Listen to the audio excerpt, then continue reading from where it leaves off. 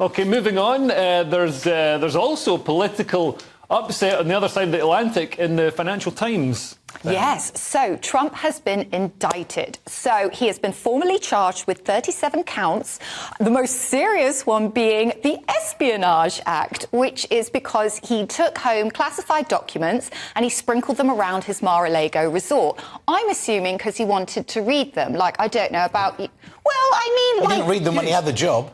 Come on, Steve, this is clearly evidence of somebody working from home. Like That's what I thought it was. He's taking home some extra reading. And in fairness to Trump, everybody's like, oh my God, he took these documents back to his home. So did Biden, so did Pence, so did probably every president ever. Because, you know, you're the president. You're gonna think, well, it's all right for me to take. The response to it is a bit different. As soon as there was a question of, like, did Biden have any of those, an investigation happened straight away. As soon as Trump was asked about it, he said no.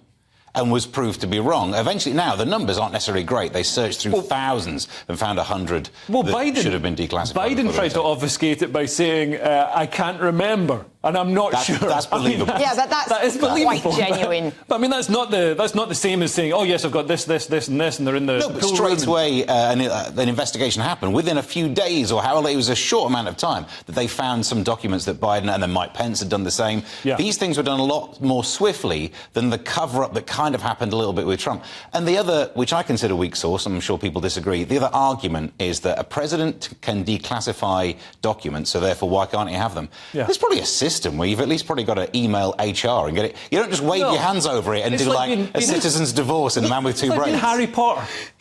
Yeah, it is. It's like when ipso facto declassification. Yeah, it's like when a bishop blesses his golf clubs. That's what happens. I mean, Diane, do you think, because, I mean, so far, all the cases that have been brought against Trump haven't really damaged him at all. If anything, they've fed his sort of persecution agenda. You know, he's telling his followers, I'm being politically persecuted, and he's got a valid, you know, he's got a fair point with that. I mean, do you think this is actually going to harm him? Well, I mean, it is sort of building up now. You've got the hush money to Stormy Daniels, you've got the taxes in New York, you've got the fact that he took home all these documents, you've got January the 6th, where everybody went a bit nuts and nearly created some kind of citizen's coup on the White House. No, sorry, Capitol Hill. Come on, it was a picnic that got out of hand. I mean, there was a plausible military coup. Will it harm him? Military, but... Well, you've got to admit that something is afoot here, because very soon after the indictment was revealed, two of his lawyers quit.